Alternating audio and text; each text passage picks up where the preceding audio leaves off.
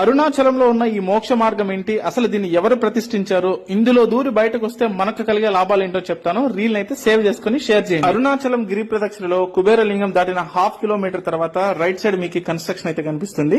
దీన్ని ఇడుక్కు పిల్లయారు అని పిలుస్తారు. ఇక్కడ పిల్లయారు అనేటువంటి సిద్ధుడు అరుణాచలేశ్వరుడి పాదాలని, ఆ పాదాలకి ఇరువైపులా 3 స్తంభాలను అయితే ప్రతిష్ఠించారు. ఈ 6 స్తంభాల మధ్యలో దూరి ఆ కిందున్నటువంటి పాదాలను స్పర్శించుకుంటూ బయట రావడం వల్ల అరుణాచలేశ్వరి అనుగ్రహంతో పాటు కార్యసిద్ధి, మనకు చిట్ట చివరిగా మోక్షం కూడా కలుగుతుందని పెద్దల విశ్వాసం. ఈసారి మీరు అరుణాచలం వెళ్తే తప్పకుండా ఇందులో దూరొచ్చే ప్రయత్నం అయితే చేయండి. చాలా మంచిది. అరుణాచల శివ. అలాగే అరుణాచలం వెళ్తున్న వాళ్ళందరికీ ఈ రీల్ అయితే షేర్ చేసి దీని గురించి తెలియజేయండి. Thank you.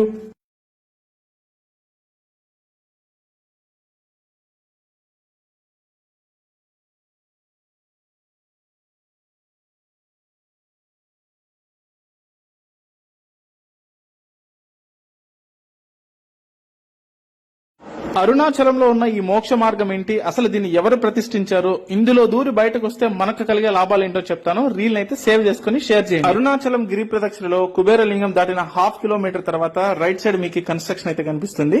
దీన్ని ఇడుక్కు పిల్లయారు అని